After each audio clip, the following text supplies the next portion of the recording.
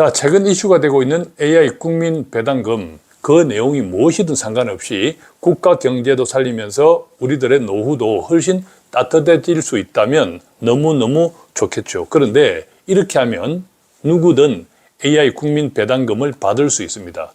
잘 들어보시고 일리가 있으면 반드시 꼭 챙겨 가시기 바랍니다. 지금부터 시작합니다.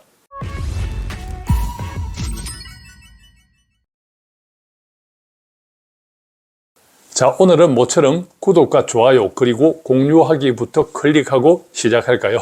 자, 그리고 정말 따끈따끈한 책 한 권 소개해 드립니다. 매도의 기술.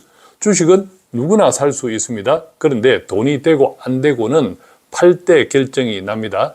매도의 기술. 관심 있는 분들은 한번 챙겨봐 주시면 좋겠습니다.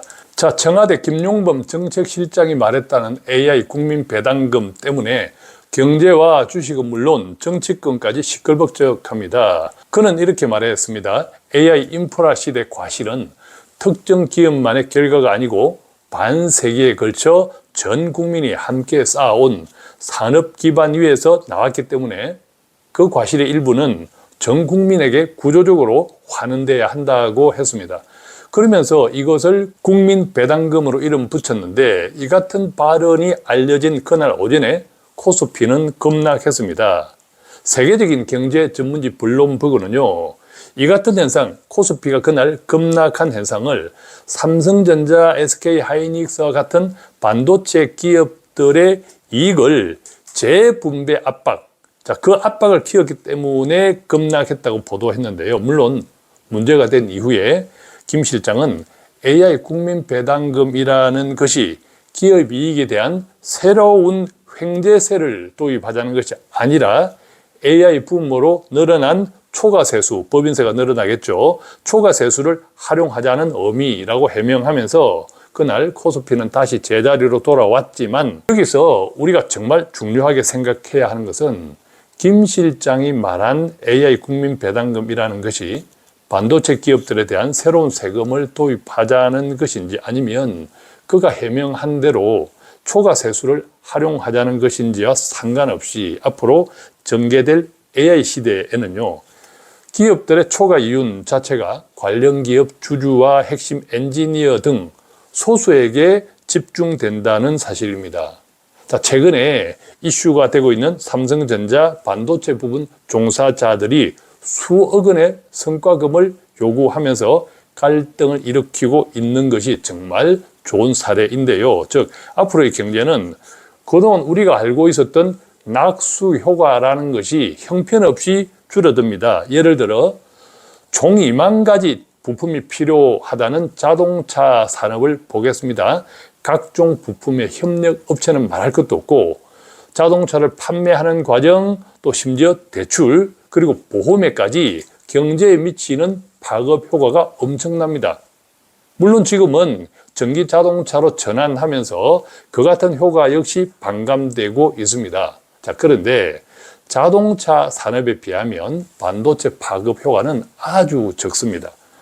물론 각종 장비 업체나 유지 보수와 같은 관련 산업이 없는 것은 아니지만 자동차 산업에 비할 바가 아니다라는 뜻입니다. 즉, 삼성전자와 하이닉스의 엄청난 이익이 관련 기업 주주와 핵심 엔지니어 등 소수에게 집중이 되고 절대 다수의 국민들은 그로 인한 법인세 초과 세수만으로 만족해야 한다면 앞으로 부의 양극화는 갈수록 크게 벌어질 수밖에 없겠죠. 삼성전자 노사 갈등도 이 같은 현상을 극명하게 보여주기 때문에 시선이 그닥 곱지 않은 겁니다.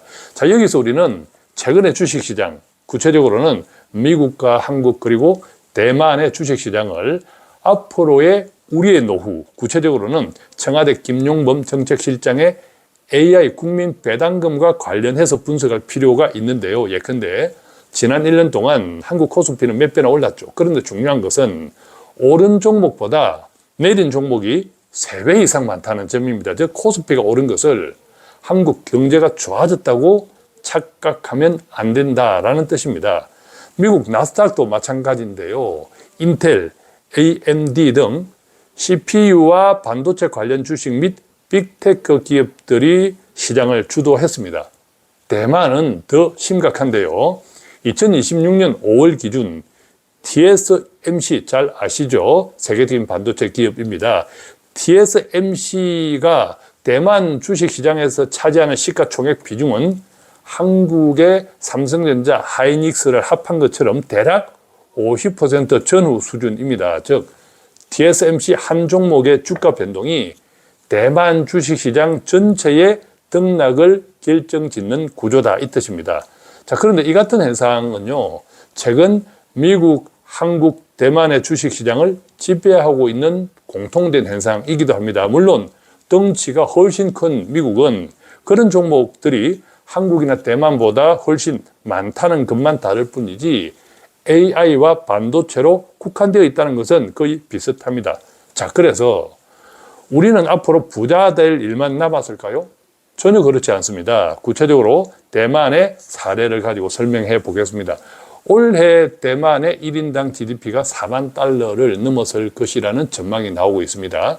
지난해에 한국을 앞질렀습니다. 올해는 격차가 더 빠르게 벌어질 것이라는 전망인데, 자, 그렇다면 대만은 선진국일까요? 전혀 그렇지 않습니다. 대만의 최저임금은요, 우리 한국의 60%, 70% 수준에 불과하고요. 대졸 초임은 한국의 절반 수준입니다.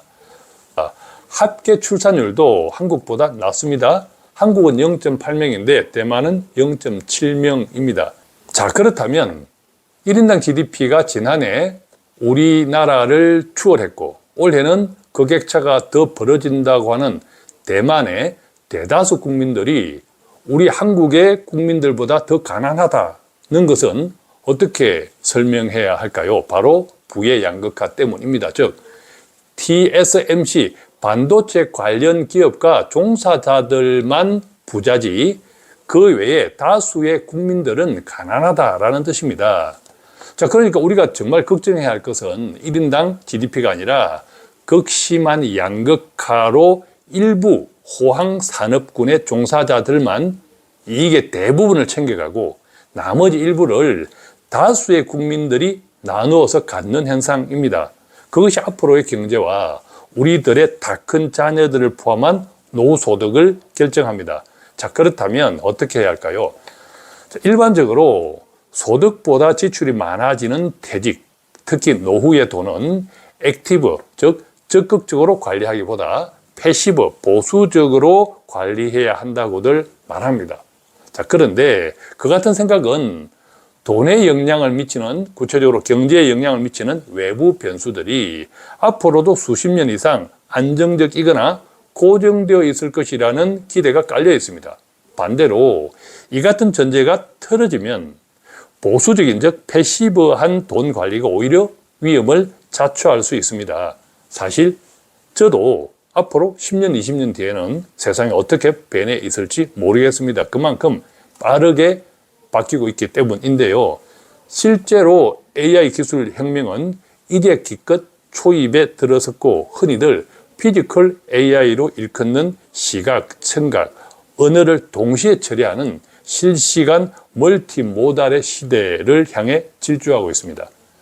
자, 이 같은 결과 직업은 물론 사회 변화를 더욱 가속화시키면서 지금까지 인생의 모범 답안이었던 라이프 사이클, 예를 들면 20대 중반까지 학교를 다니고 청년기에 취업하고 결혼해서 가정을 꾸린 다음 책임 있는 가장으로 중년을 살다가 퇴직한 후에는 소위 인생 2막의 노후를 즐기는 시대는 이미 대전환기를 맞이하고 있다. 동의하시죠?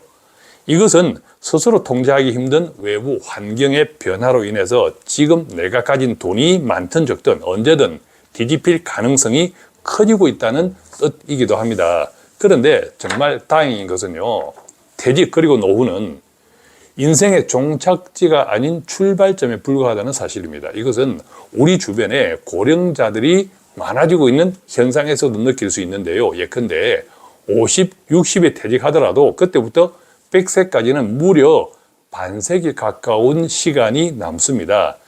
우리가 알고 있는 세계적인 투자의 구루 1930년생 워런 버핏조차 자신이 가진 재산의 90% 이상을 65세 이후에 만들었다고 하지 않습니까? 그렇다면 투자의 문이 훨씬 넓어진 시대를 살아가는 1960년대는 물론 1970년, 1980년대를 포함한 이후 세대에게 지금처럼 좋은 시절은 없다라고 생각합니다. 즉, 우리가 AI 국민 배당금을 받을 수 있는 가장 확실한 방법은 AI 시대에 관련 기업들의 초과 이윤을 배분받을 수 있는 주주가 되는 것이다. 이렇게 생각하는데요. 구체적으로는 미국이든 한국이든 반도체를 비롯한 혁신 산업에 지속적인 관심을 가져야 합니다. 그것이 미국의 나스닥이든 S&P 500이든 필라델피아 반도체든 우주항공이든 한국의 반도체든 코스피든